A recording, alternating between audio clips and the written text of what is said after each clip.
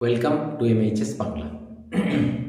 আজকে যেটা পড়বো সেটা হচ্ছে আমরা কোষে থেকে 1.1 অঙ্কগুলি করছি। আগে আমরা 4 পর্যন্ত করেছি, আজকে 5-এর অঙ্কগুলো করব। দেখো তো 5-এর অঙ্কগুলো আমি সব এখানে ঢুকিয়েছি। আমি প্রথম অঙ্কটি করব। প্রথম অঙ্কটি কি আছে দেখো, 42কে দুটি অংশে বিভক্ত করি যার একটি অংশ অপর অংশের বর্গের সমান। তাহলে প্রথমে বলা আছে 42কে দুটি অংশে ভাগ করতে হবে।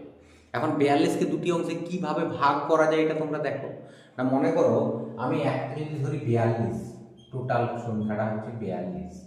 এবার এর একটি অংশ আমি মনে করি ধরছি যে একটি অংশ 20। তাহলে 42কে আমি দুটি অংশে ভাগ করলাম, যার একটি অংশ হচ্ছে 20। তাহলে অপর অংশটি কত হবে? তোমরা পরিষ্কার বুঝতে পারছো যে অপর অংশটি কত হবে। অপর অংশটি হবে 42 বিযুক্ত 20, অর্থাৎ অপর অংশটি হবে 22। এটা হবে অপর অংশ। বুঝতে পারছো?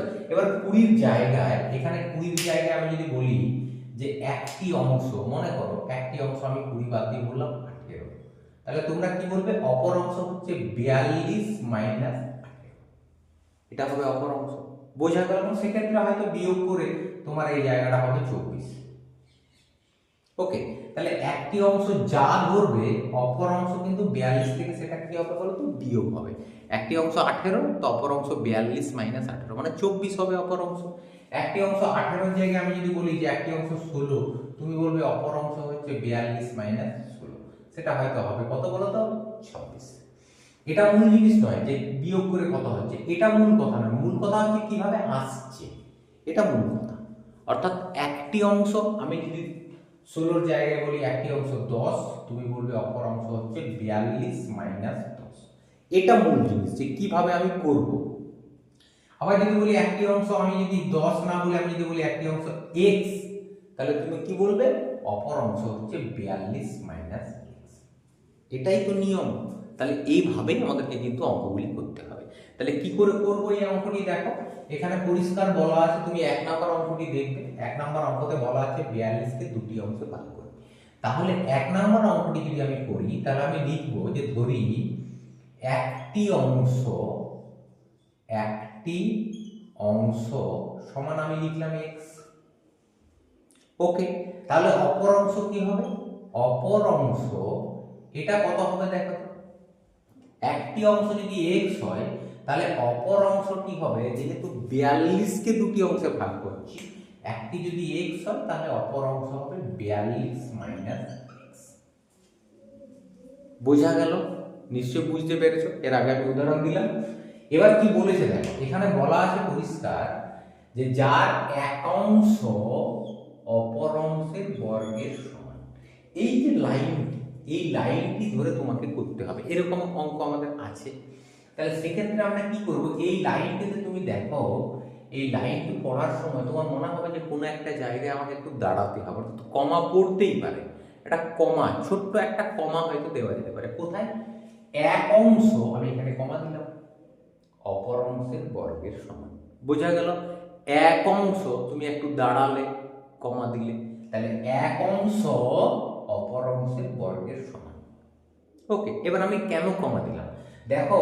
এক অংশ মানে হচ্ছে x, হয়েছে এক অংশ অপর অংশের বর্গের সমান। এই যেখানে কমা দিলে না, এই কমা জায়গাটা কিন্তু তুমি খেয়াল রাখবে। এই যেখানে তুমি কমা দিলে এই জায়গাটাতে তোমার সমান কি করবে, অর্থাৎ যেখানে তুমি লাইনটিতে মনে হবে যে দাঁড়াতে পারবো, সেই জায়গায় তুমি সমান দেবে। বোঝা গেল? তাহলে এক অংশ x অপর অংশের বর্গের সমান। তাহলে অপর অংশ কত? 42 মাইনাস x, এটা হচ্ছে অপর অংশ। ওকে, তাহলে এক অংশটি অপর অংশের বর্গ, অপর অংশটি বর্গ মানে স্কয়ার, অর্থাৎ এক অংশ অপর অংশের বর্গের সঙ্গে সমান। বোঝা গেল? এটাই হচ্ছে অঙ্কটা। এখানে তুমি হয়তো লিখলে প্রশ্নানুসারে বা শর্তানুসারে, ব্যাস এটা লিখলেই হবে। তোমাকে কিন্তু অঙ্কগুলি এখন সমাধান করতে বলেনি, শুধুমাত্র তোমাকে এই অঙ্কগুলোতে দ্বিঘাত সমীকরণটি গঠন করতে বলেছে। এটা একটা দ্বিঘাত সমীকরণ হবে, কারণ এটাকে তুমি যদি ভাঙো তাহলে সেক্ষেত্রে একটি দ্বিঘাত সমীকরণই পাবে। সেটা হচ্ছে, মনে করো আমি যদি বলে দিই তোমাকে, এটা হচ্ছে x, এটা হচ্ছে a মাইনাস b তার হোল স্কোয়ার, এবং সেক্ষেত্রে তুমি যদি করো a মাইনাস বি তার whole square, a square minus 2ab 2 into 42 into x plus B square অর্থাৎ এক্স স্কোয়ার হয়েছে। এবার এই দেখো এক্স স্কোয়ার চলে এসেছে, এক্স স্কোয়ার এসেছে, এবার এটা দ্বিঘাতে হবে, তাহলে x সমান হচ্ছে 42 এর স্কোয়ার কত হয় বলো তো, 1764 মাইনাস এটা 42 দুগুণে 84x প্লাস। ওকে, দেখো দ্বিঘাত সমীকরণের মতো এসে চলে এসেছে। দেখো সর্বোচ্চ ঘাত কত আছে বলো তো 2, এখানে ঘাত হচ্ছে 1, এখানে ঘাত 1, এটা যোগ বিয়োগ হবে 84x আর x এর যোগ বিয়োগ করা যাবে, বাঁ দিকে নিয়ে এলেই সবকিছু হবে। তাহলে এইভাবে করবে, তোমার অঙ্ক কিন্তু এখানেই শেষ। এটাই হচ্ছে দ্বিঘাত সমীকরণটি গঠন হয়ে গেছে, আর তোমাকে এদিকটা করার প্রয়োজন নেই। এবার দেখো অনেকে আবার কিরকম করে, একটু সহজ করে যদি করা হয়, অনেক সময় আমরা ধরি যে একটি অংশ x আর অপর অংশ 42 মাইনাস x, এটা না ধরে অনেক সময় আমরা করি যে একটি অংশ, এই একটি অংশ এবং আরেকটি কি আছে বলো তো অপর অংশ, এই দুই জায়গাতে তুমি একটি অপর অংশটিকে x ধরলে, ধরা যেতে পারে তুমি অপর অংশটি x ধরলে, তাহলে একটি অংশ কত হবে 42 মাইনাস x। এবার এটা করে কি সুবিধা হবে, সুবিধা একটাই, তোমার এখানে যে হোল স্কয়ার করতে হচ্ছে না, এই যে হোল স্কয়ার করছো, এই হোল স্কয়ারটি প্রয়োজন হবে না, এই যে এখানে হোল স্কয়ার করতে হচ্ছে এটা প্রয়োজন হবে না। কি হবে দেখো, এক অংশ হচ্ছে 42 মাইনাস x সমান দিলাম কমা জায়গায় অপর অংশের বর্গের সমান, অপর অংশ কত x স্কয়ার তার বর্গের সমান। তাহলে এটা খুব সুন্দর হলো এবং খুব সহজ হলো। তুমি যদি বাঁ দিকে নিয়ে আসো প্লাস x স্কয়ারটা হবে minus x square minus x plus 42 equal to 0। দেখো এটা একটা দ্বিঘাত সমীকরণ। ওকে, এবার এই দ্বিঘাত সমীকরণটা তুমি সমাধান করতেও পারো। এখানে 42 আছে, 6 7 42, 7 এবং 6 42 হবে। তোমার যদি মনে হয় এখানে মাইনাস আছে, তুমি মাইনাসটি কমন নেবে, x স্কয়ার প্লাস x হবে, এর কমন নিলে হবে মাইনাস 42 ইকুয়াল টু 0, মাইনাস দিয়ে গেলে হলো x square plus x minus 42 equal to 0। এবার 42 কে ভেঙে 1 নিয়ে আসতে হবে, 6 7 42, 7 থেকে 6 বিয়োগ করলে 1, মিডলটা ফ্যাক্টর করে উত্তরটি পাওয়া যাবে। কিন্তু প্রয়োজন নেই, আমাকে এখানে যেটা বলেছে সমীকরণ, এখানেই কিন্তু সমীকরণটি শেষ। তাহলে এটা হলো 1 নম্বর অঙ্ক। চলো এবার আমরা 2 নম্বর অঙ্কতে চলে যাই।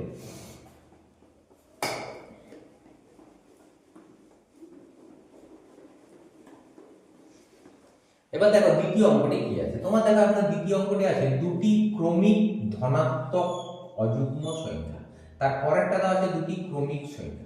তাহলে আমি প্রথমে ক্রমিক সংখ্যাটা একটু বলি। দেখো ক্রমিক সংখ্যা,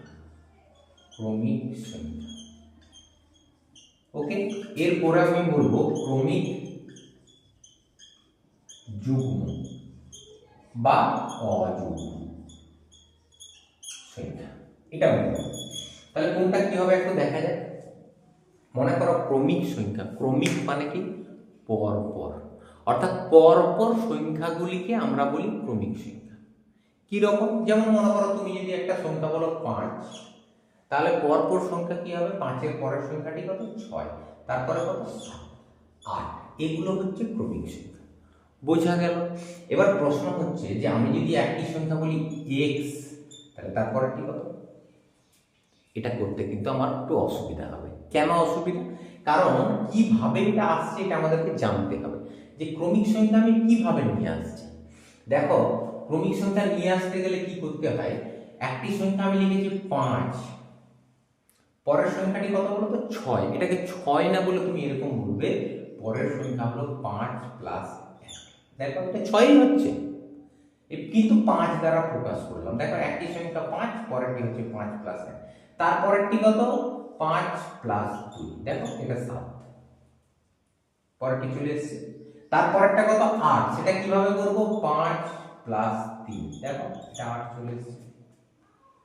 বোঝা গেল? তাহলে এভাবে পরপর সংখ্যা বের করবে। একটি সংখ্যা তোমার যদি জানা থাকে, পরের সংখ্যাটিতে 1 যোগ করো, তারপরের সংখ্যাটিতে 2 যোগ করো, তারপরের সংখ্যাটিতে 3 যোগ করো, এইভাবেই কিন্তু তোমাদেরকে করতে হবে। তাহলে আমি যদি মনে করি একই সংখ্যা x, তাহলে পরের সংখ্যাটি কত হবে x প্লাস 1, তারপরেরটি কত হবে x প্লাস 2। বোঝা গেল? তাহলে এইভাবেই কিন্তু আমি ক্রমিক সংখ্যাগুলি করতে পারবো। তারপরেরটি হবে x প্লাস 3, বুঝতে পেরেছো? তাহলে এটা হচ্ছে ক্রমিক সংখ্যা। এইভাবে আমি এখানে যেটা করবো সেটা হচ্ছে ক্রমিক যুগ্ম বা অযুগ্ম। এখন প্রশ্ন হচ্ছে ক্রমিক মানে তো আমি জানি, ক্রমিক মানে হচ্ছে পরপর সংখ্যাগুলিকে ক্রমিক সংখ্যা বলে, কিন্তু যুগ্ম মানে কি? যুগ্ম মানে হচ্ছে জোড়, জোড় সংখ্যা। তাহলে অযুগ্ম মানে কি? অযুগ্ম মানে হচ্ছে বিজোড় সংখ্যা। বুঝতে পেরেছো নিশ্চয়? তাহলে ক্রমিক মানে পরপর আর যুগ্ম মানে জোড়, পরপর জোড় সংখ্যা। তাহলে আগে ক্রমিক যুগ্মটা আমি দেখে নিই, তারপরে অযুগ্ম যাব। মনে করো একটা সংখ্যা, আমি মনে করছি যে কোনো একটি সংখ্যা যুগ্ম সংখ্যা, এবং সেই যুগ্ম সংখ্যাটি কত? আমি মনে করছি যুগ্ম সংখ্যাটি হলো হয়তো তুমি ধরো 8, জোড় সংখ্যা। তাহলে তার পরের জোড় সংখ্যাটি কত? তুমি বলবে তারপরেরটি 10, তারপরের জোড় সংখ্যা। তারপরেরটি কত? তুমি বলবে 12। ওকে, কিন্তু আমি এইভাবে যদি লিখি, আমি যদি বলি একটি জোড় সংখ্যা x, তারপরেরটি কত? দেখো নিশ্চয়ই সম্পর্ক খুঁজে পেয়েছো। ওকে, যদি না পেয়েছো আমি বলছি একটি সংখ্যা এই 8, তারপরের সংখ্যাটা হবে 8 প্লাস 2। অর্থাৎ এখানে ক্রমিক সংখ্যা মানে পরপর, তখন কিন্তু 1 2 3 এরকম যোগ হচ্ছিল। এক্ষেত্রে কিন্তু প্রথম সংখ্যাটি যদি 8 ধরি, পরেরটা 8 প্লাস 2, এক যোগ হবে না, 2 যোগ হবে। তাহলে বলো তো তারপরেরটি কত? তাহলে এটা যদি 8 হয়, এটা হলো 8 প্লাস 2, তারপরেরটি কত হবে? 8 প্লাস 4, তারপরেরটি হবে 8 প্লাস 6। তাহলে কিভাবে আসছে দেখতে পাচ্ছ তো? প্রথমটা 8, তারপরে 8 প্লাস 2 মানে 10, তারপরে 8 প্লাস 4 মানে কত? 12। বোঝা গেল? তাহলে এটার সঙ্গে এটা পার্থক্যটা দেখো, এখানে 1 2 3 পরপর যোগ হচ্ছিল, কিন্তু এখানে প্রথমে 2 যোগ, তারপরে 4, তারপরে 6, এরকম হবে। এবার আমি যদি বলি একটি সংখ্যা x, ক্রমিক যুগ্ম সংখ্যা x, তাহলে তারপরেরটি কত? তারপরেরটি হবে x প্লাস বলো 2, হ্যাঁ 2 হবে, 2 যোগ হবে, তবে তো যুগ্ম সংখ্যা, জোড় সংখ্যা আমি পাবো। তারপরেরটি কত হবে বলো তো? x plus. বুঝতে পেরেছো নিশ্চয়? এটা হলো ক্রমিক যুগ্ম সংখ্যা। এবার একটু ক্রমিক অযুগ্ম সংখ্যায় যাই, বিজোড় সংখ্যা। বিজোড় সংখ্যাটি কি করে পাবো একটু দেখা যাক। মনে করো উদাহরণ দাও, একটি বিজোড় সংখ্যা 7, তাহলে তারপরের বিজোড় সংখ্যাটি কত? একদম পরিষ্কার 9, তারপরেরটি কত? 11। ওকে, এবার আমি যদি বলি একটি বিজোড় সংখ্যা x, তারপরেরটি কত? বুঝতে পারছো নিশ্চয়ই? একটা যদি x হয়, তারপরেরটা হবে, একটা যদি 7 হয়, তারপরেরটা হবে 7 প্লাস 2, তারপরেরটা কত? 7 প্লাস 4। নিশ্চয়ই বুঝতে পেরেছো? তাহলে একটি সংখ্যা যদি x হয়, তারপরেরটি কত হবে? x প্লাস 2, 2 যোগ হবে, তারপরেরটি কত? x plus 4। ওকে, তাহলে তুমি বুঝতে পারছো? দেখো যুগ্ম বা অযুগ্মর ক্ষেত্রে একটা যদি x হয়, তারপরের যুগ্মটা x প্লাস 2, তারপরের যুগ্মটা x প্লাস 4। অযুগ্মর ক্ষেত্রে একই, একটা যদি x হয়, তাহলে তারপরের যে অযুগ্ম সংখ্যা, সেই পরের অযুগ্ম সংখ্যাটি কত? x plus 2, তারপরেরটি x plus 4। তাহলে যুগ্ম বা অযুগ্ম, সেই ক্ষেত্রে 2 যোগ হবে, তারপরে 4 যোগ হবে, তারপরে 6 যোগ হবে, এইভাবে পরপর যোগ হবে। কিন্তু যদি যুগ্ম অযুগ্ম না থেকে শুধু ক্রমিক সংখ্যা বলে, শুধু ক্রমিক, কোনো যুগ্ম অযুগ্ম নেই, তাহলে সেই ক্ষেত্রে প্রথমটি x, পরেরটি x প্লাস 1, তারপরটি x প্লাস 2, অর্থাৎ 1 2 3 এগুলো যোগ হবে। নিশ্চয়ই বুঝতে পেরেছো? চলো এবার অঙ্কটি করা যাক। দেখো কি বলা আছে, আমি 2 এর অঙ্কটি করছি। এই অঙ্কটি দুটি ক্রমিক ধনাত্মক অযুগ্ম, অযুগ্ম মানে এটা অযুগ্ম। তাহলে আমি কি লিখবো? প্রথম সংখ্যা সমান x। ওকে, ক্রমিক পরপর ধনাত্মক মানে প্লাস সংখ্যা গুলো, দেখো 8 10 12 সবই প্লাস, 5 6 7 সব প্লাস সংখ্যা, ধনাত্মক সংখ্যায় নিয়েছি। তাহলে একটি সংখ্যা x, পরের অযুগ্ম সংখ্যাটি কত হবে? অযুগ্ম মানে বিজোড় সংখ্যাটি। তাহলে প্রথম সংখ্যাটি যদি x হয়, তাহলে দ্বিতীয় সংখ্যাটি, খেয়াল করো এখানে কি দেওয়া আছে দেখো, ক্রমিক ধনাত্মক অযুগ্ম। ধনাত্মক মানে প্লাস, সবই প্লাস মনে করো। তাহলে ক্রমিক এবং অযুগ্ম, তাহলে একটা সংখ্যা যদি x হয় প্রথমটা, পরের অযুগ্ম সংখ্যাটি কত হবে? x plus 2। পরপর, ক্রমিক মানে পরপর, অযুগ্ম মানে বিজোড়। তাহলে একটা x, পরেরটা হচ্ছে x প্লাস। বুঝতে পেরেছো নিশ্চয়ই? অযুগ্ম জায়গায় যদি যুগ্ম থাকতো তাও এটাই হতো, কারণ যুগ্ম আর অযুগ্ম একই হয়। বেশ, দুটি সংখ্যা নিলাম, তাহলে দুটি ক্রমিক ধনাত্মক অযুগ্ম সংখ্যা, একটা x আর একটা x প্লাস 2, তাদের গুণফল কত দেওয়া আছে? 143। তাহলে এখানে কি লিখবো? x আর x প্লাস 2, এই দুটি কি হবে বলো তো? গুণ। এই তো গুণ হলো, এই গুণফলটি কত দেওয়া আছে? 143। বোঝা গেল? বেশ, এখানেই কিন্তু তোমার শেষ, কারণ তোমাকে সমীকরণ গঠন করতে বলেছে। এবার তুমি যদি আরেকটু ভালো করে করো তাহলে এটা হবে x², এটা হবে 2x, গুণ করলাম সমান, এটা হচ্ছে 143 কে যদি বাঁ দিকে নিয়ে আসি -143 = 0। এটা মিডল টার্ম ফ্যাক্টর করে তুমি কিন্তু সমাধান করতে পারবে। 143 কে ভেঙে 2 নিয়ে আসতে হবে, 13 এবং 11, 13 আর 11 বিয়োগ করলে 2 হয়, তাহলে উত্তর তুমি পেয়ে যাবে। বোঝাতে পেরেছি নিশ্চয়? চলো, এই অঙ্কটি হলো, পরের অঙ্কটিতে আমরা যাব। পরের অঙ্কটি কি আছে? দুটি ক্রমিক সংখ্যা, দুটি ক্রমিক, কোনো যুগ্ম নেই, অযুগ্ম নেই, শুধুমাত্র ক্রমিক অর্থাৎ পরপর সংখ্যা। তো পরপর সংখ্যা তো বললাম 5 6 7, একটা 5, তো পরেরটা 5 প্লাস 1, তারপরটা 5 প্লাস 2, একটা x, তো পরেরটা x প্লাস 1, তারপরটা x প্লাস 2। তাহলে এখানে দুটি ক্রমিক সংখ্যা, একটি আমি ধরবো x, তাহলে তারপরেরটি কত? x প্লাস, বলো 1 না 2? 1। কেন? ক্রমিক সংখ্যা, যুগ্ম অযুগ্ম তো বলেনি, পরপর সংখ্যা, তাহলে একটা x, পরেরটা x প্লাস 1। ওকে, এবার কি বলেছে? দুটি ক্রমিক সংখ্যার বর্গের সমষ্টি 313। তাহলে এই দুটির বর্গের সমষ্টি, দেখো প্রথম সংখ্যাটি x, তার বর্গ হলো এটা। দ্বিতীয় সংখ্যাটি x প্লাস 1, তার বর্গ হচ্ছে এটা, হোল স্কয়ার। বোঝাতে পেরেছি নিশ্চয়? এবার এই দুটি সংখ্যার বর্গের কি হবে বলো তো? সমষ্টি মানে যোগফল কত হবে? 313। ওকে, এখানে তোমার উত্তর শেষ। এবার তুমি যদি মনে করো যে অঙ্কটি করব, তাহলে সেক্ষেত্রে দেখো কি হবে? এটা হবে x² প্লাস এটা a প্লাস b তার whole square, a square plus 2ab, 2ab করলে দেখো 2x হবে, প্লাস b স্কয়ার, 1 এর স্কয়ার সমান 1, সমান 313। এটাকে বাঁ দিকে নিয়ে এলাম, -313 = 0। তাহলে এটা হলো 2x এর স্কয়ার প্লাস 2x, এটা বিয়োগ করলে -312 = 0। ওকে, 2 যদি তুমি কমন নিয়ে নাও তাহলে এটা হবে x² প্লাস x মাইনাস 156 দুইটা ওই দিকে নিয়ে গেলে কি হবে বলো তো? x² plus x minus 156 = 0। ওকে, তাহলে এই সংখ্যাটি বেরোলো। এবার এখান থেকে তোমাকে কি করতে হবে? 156 কে ভেঙে 1 নিয়ে আসতে হবে এবং বিয়োগ করে। তাহলে 156 কে ভাঙলে তোমাকে আমি দুটি সংখ্যা বলেই দিচ্ছি, দেখো একটা 12 এবং একটি 13। 13 থেকে 12 বিয়োগ করলে কত আছে? 1। তাহলে তুমি মিডল টার্ম ফ্যাক্টর করে এর মানটি নির্ণয় করতে পারবে। যদি আমি দেখো এখানে করেই দিচ্ছি তোমাকে মিডল টার্ম ফ্যাক্টরটা, আমি এখানটা মুছে দিলাম, x² প্লাস 1x প্লাস 156, আমি এখানে করছি x² প্লাস 1x প্লাস 156। তাহলে কি হলো?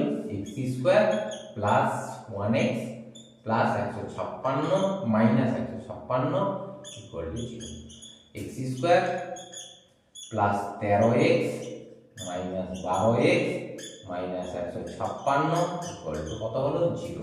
x টা কমন নেবে, x প্লাস 13 মাইনাস 12 কমন নেবে, x প্লাস 13 = 0। বোঝা গেল? এইবারে এই ক্ষেত্রে কি হবে দেখো তো? এরপরে এখানে দেখো x প্লাস 13, তাহলে x প্লাস 13 কমন গেল, এখান থেকে হবে x মাইনাস 12, এখানে x পড়ে থাকলো আর এখানে 12 পড়ে থাকলো, = 0। এবার দেখো এই একটি রাশি, এই একটা রাশি, দুটি রাশির মাঝখানে কি আছে বলো তো? গুণ। তাহলে দুটি রাশির গুণফল কত? 0। দুটি রাশির গুণফল যদি শূন্য হয় তাহলে দুটি রাশি কিন্তু আলাদা আলাদাভাবে শূন্য হবে, হয় এটি শূন্য না হলে এটি শূন্য। তাহলে কি হবে, আমি লিখব হয় এক্স প্লাস 13 ইকুয়াল টু 0, তাহলে এক্স এর মান হবে -13, নতুবা x minus 12 equal to 0, x এর মান হবে -12 এদিকে +12। এবার বলো এক্স এর দুটি মান বেরোলো, তুমি কোনটি নেবে? উত্তরটি হচ্ছে, আমি তো এই 3 এর অঙ্কটি করছি, এক্ষেত্রে 3 নম্বর অঙ্কটি, তাহলে দুটি ক্রমিক সংখ্যার বর্গের সমষ্টি। তাহলে সেই দুটি ক্রমিক সংখ্যার বর্গের সমষ্টি, তাহলে একটা কত নেবে 12 আর একটা কত -13। তাহলে লিখলাম, তাহলে সংখ্যা দুটি একটি হচ্ছে 12 আর অপর সংখ্যাটি কত হবে? অপর সংখ্যাটি যে x এর মান 12, তাহলে অপর দ্বিতীয় সংখ্যাটি হবে x প্লাস 1, মানে 12 প্লাস 1 মানে কত বলো তো 13। তাহলে দুটি সংখ্যা হলো একটি 12 আর একটি 13। বোঝা গেল? তোমাদেরকে কিন্তু এই অঙ্ক বইয়ে যেটা দেওয়া আছে তাতে কিন্তু তোমার এখানেই শেষ, তোমাকে আর করার প্রয়োজন হবে না, দরকার নেই আর করার। আমি সমাধান করেও তোমাকে দেখিয়ে দিলাম, কারণ পরবর্তী অঙ্কগুলোতে তোমাকে তো সমাধান করতেই হবে, তাই আমি একটি এখানে দেখিয়ে দিলাম। বোঝা গেল?